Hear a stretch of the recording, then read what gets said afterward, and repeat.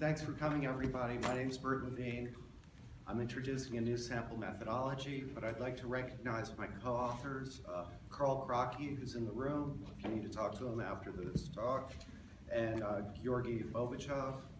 I'd also like to recognize Scott Richardson, as CEO of Reconnect Research. He came up with the idea of inbound calling surveys. So traditional telephone surveys use outbound calls. So you start with a frame, you take a sample of a frame of telephone numbers, and operators call people on the phone. Those are outbound calls. Inbound calling surveys use inbound calls that fail to connect to the intended phone number. What does that mean? Well, there are three ways that you could have what we call a MIDI call. Somebody might misdial. That means you dial a wrong digit and it ends up in a non-working number. When phone A calls phone B, it might pass through 20 switches in the telecommunication system, and if any of the switches are down or if the connections are down, that number will fail to reach its intended target. We call that an incomplete call.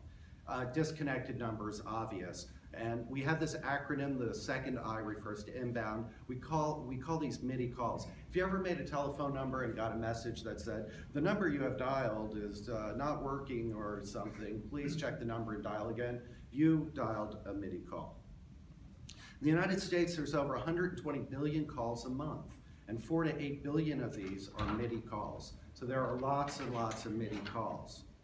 Reconnect Research developed an ability to connect MIDI calls to surveys. So there are two ways that Reconnect Research gets these calls. They've been in the telecommunications industry for over 25 years, and one of their businesses is to sell toll-free numbers. So they have banks of over 200,000 toll-free numbers, and if you want to rent 1-800-Flowers and they own it, they'll rent it to you. Most of their numbers aren't being used, and people call these by misdial. So this is how it started. But the people at Reconnect Research made relationships with the telecommunications companies, including AT&T and Verizon, to buy their MIDI calls. So normally they make no money off of them. Reconnect Research says, we'll give you money, you port them to us. They say, this sounds great. Right now they have an enormous capacity. They could get up to 100 million MIDI calls a month, and they're making relationships with additional telecommunications companies. So now you get a MIDI call, it's forwarded to Reconnect Research. What do you do then? Well, you have several options to connect it to a survey. One, and the one that I tested, is to use an interactive voice response system. This is nice, it's very cheap, it's all automated, has a lot of throughput. You could also answer the call with a live interviewer, just like a normal telephone survey, which I call an outbound telephone survey. Or there's some metadata, so we know if the call is a landline or cell phone. And for the cell phone calls, you could send them, we know their telephone number, you could send them a link to with a text message with a link to a website to complete a survey. There's several advantages of inbound calling survey. It's very low cost. So if you had a survey of the eligibility is all adults and you had 20 questions and your geography was relatively large, you could field the survey for about $5 or less per respondent. It's also very fast. It's possible to field a survey, collect thousands of respondents in a matter of hours. We know the billing zip code, so we could target geographies based on billing zip code. It's a single stage design, so opposed to, say, a telephone landline sample, you don't have to do within household selection. That saves time with questions. It also minimizes unequal weighting effect, and it's less burden on the respondent. If you think about it, the outbound calls, the person was on the phone, you get a busy signal, so you're necessarily disturbing the people from what they were otherwise doing. Furthermore, they're being called many times, up to 16 times in protocols that I use for landline, and you know, they see the number, they just get annoyed. I get annoyed when it happens to me. These people are making a phone call, they're on the phone, they're expecting to talk to somebody. It just so happens they didn't connect to the person they talked to. It's not a stretch to do a 3-5 minute survey. You're not disturbing them, and then that's it. If they hang up the phone, they're not disturbed again. There's one shot to get them. The disadvantages, the big one, it's a non-probability sample. I'm going to talk most of the rest of the this talk about that. And there are limitations with using the interactive voice recorder, so I'm not sure how long you could actually keep people on the phone, so if you have a really long questionnaire, there may be problems there. So it's a non-probability sample, and I know for a lot of people that's a dirty word, and I hope people are open-minded. We shouldn't lump all non-probability samples together. What matters is the selection mechanism. The problem is selection bias, because what you don't have with a non-probability sample is you don't have a frame that links the population with your sample that you could calculate your selection probability. But if your selection procedure is not correlated with the outcomes you're measuring, then you won't get bias. A lot of non-probability samples have a lot of selection bias, but don't think that it's not fair to say, oh, each one needs to be evaluated independently, and that's what I'm going to do, or attempt to do in the beginning. And this is the first foray into this investigation. So does the selection mechanism result in coverage bias? So in telephone surveys, in outbound calls, people report 2% of the population don't have telephones, but so anyone who makes a telephone call has a probability of getting a MIDI call and being sampled. And even if you don't own a phone, you might still make telephone calls. You could borrow someone else's phone, for example. So you probably have very little coverage bias, is my estimation. So selection bias or selection errors is a big problem that we need to investigate. So how do we investigate this? I'm going to field a survey that's matched to a national probability sample and look at the distribution of the demographics and see how it matches to the census data and see how the study outcomes match to the population. Now, non-response error is going to complicate this because we don't really see the results of all the sample members, just the respondents. So what I'm really doing is, if there's a difference, the bias is actually a combination, a summation, as you wish, if you wish, for the coverage error, the selection error, and the non-response error. Now, if it's very low, it is always possible that they cancel each other out, and there was actually a lot of error, or they might be very low. So what did I do? I fielded something, I mimicked the questionnaire of the Behavioral Risk Factors Surveillance Questionnaire. I picked 16 questions, and I compared it to the 2014 BRFSS. I did that because it's publicly available data. That's the latest file. And I consider this kind of a gold standard for telephone surveys, and there's over 450,000 respondents. So of the 16 questions, you can read over here, these are the demographic questions, and these are the health outcome questions. I basically went through each section, took the first question, so the most important question in that section of health outcomes.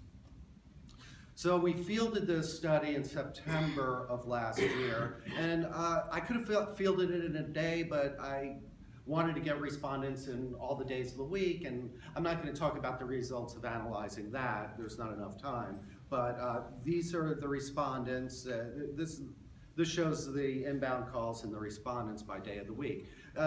I'll just add, if you're interested, the completion time was pretty short. The median completion time was 3.2 minutes.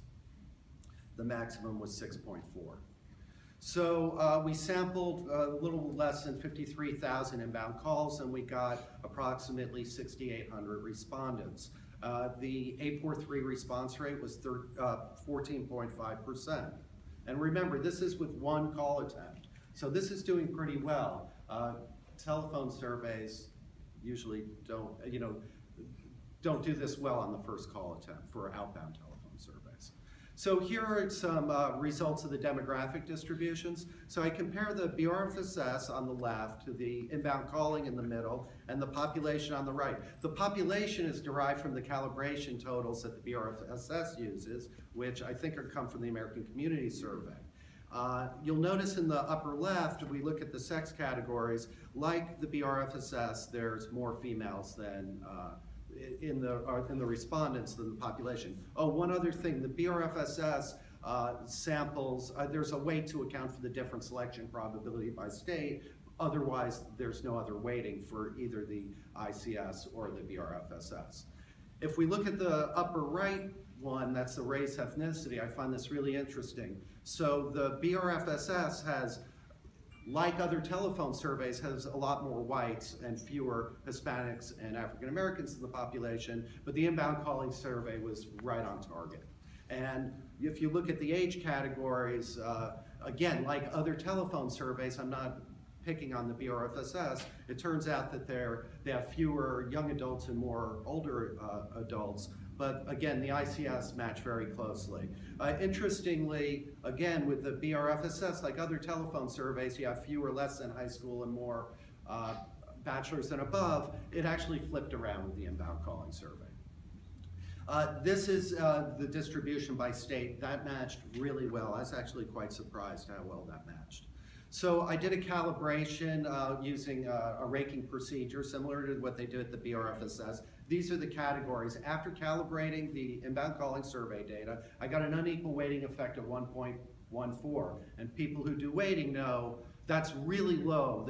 This match is closer to the population. I was actually shocked. I fielded well over 100 telephone surveys, outbound telephone surveys. I've never had results where the respondents matched the population ever in all 100 that matched as nicely.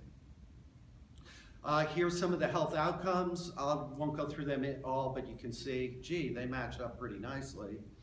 And here's hours of sleep. It's a different type of variable. So here you're putting, press your dial, your pads for hours per sleep. So there could be some error by the IVR system.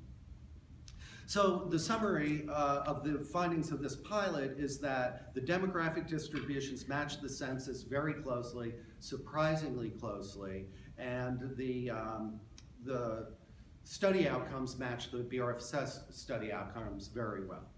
So in this application of the inbound calling methodology, the combination of coverage bias, selection bias, and non-response bias was either very low or they canceled each other out.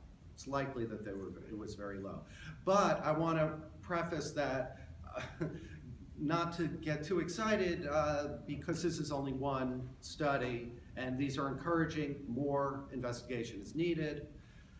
Also, I'm not suggesting that inbound calling studies replace all probability samples, but there are places where it may be really advantageous. There's cracks. For example, projects that have very low budgets, this might be a good method. Short timelines, this might be a good method. For example, studies where outcomes change quickly, so you got to go fast, like surveillance of influenza or public opinion, when you need to do a survey in a day. And then you would like to be in a situation where you have data to validate the results. So there's future research, a lot of things I want to do, a lot of things that need to be done to bring this into kind of, to validate this methodology. I'd like to look at adjustments for selection bias or potential selection bias.